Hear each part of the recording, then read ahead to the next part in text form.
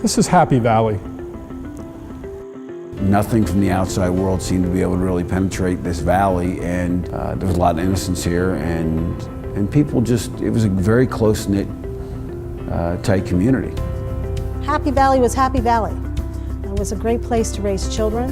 It was a safe place to raise children, and its name said it all. It was Happy Valley.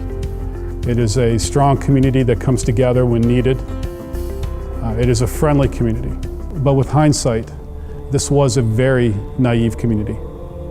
There was rumors that something was brewing at the university, but it was, you really didn't know. You just knew that something was wrong, and then when it hit, it was a bombshell that went off in this community.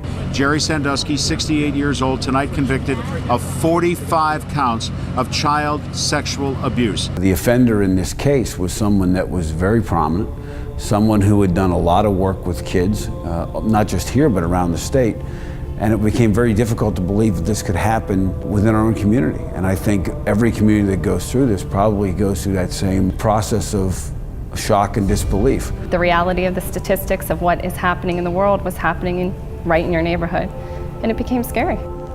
Depressed, shocked, hurt, and very angry. 1 in 10 children will be sexually abused before they're 18, and this is not a central Pennsylvania issue, it is a nationwide issue. When I heard the numbers of child sexual abuse and the prevalence throughout the country, I was just blown away. I had no idea that over 400,000 children can be affected by this in the country every year. If you don't know what you're looking for, it's very difficult to see what exactly it is you have to see to say something about it. So we need a community response. We need a team. We can't do this on our own. The one idea that the YMCA brought to the table was this Stewards of Children program. It was developed by a nonprofit agency in Charleston, South Carolina called Darkness to Light.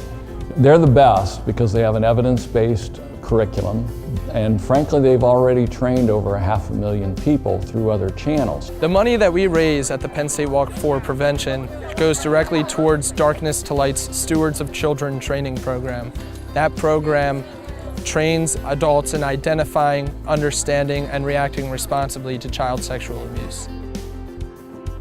That's Malcolm Gladwell's tipping point, this whole idea that if you can get a community to do something, 5% of the community to do something, it goes viral. We've got businesses saying, yes, come train our employees. Anybody that has any opportunity for interaction with children is saying, we'll take the 2 or 3 hours it takes to sit down, go through the training, and know that we're all walking away better, stronger, and more resilient because of it.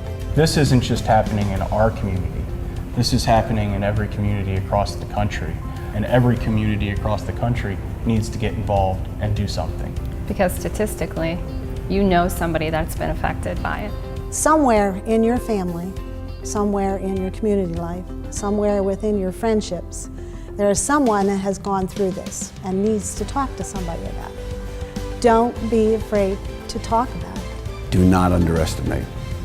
Just the moment you think it will not happen in your community, it will. Get trained, look, be vigilant. If you see something, say something. There's no gray area with this subject matter. I mean, here are the facts.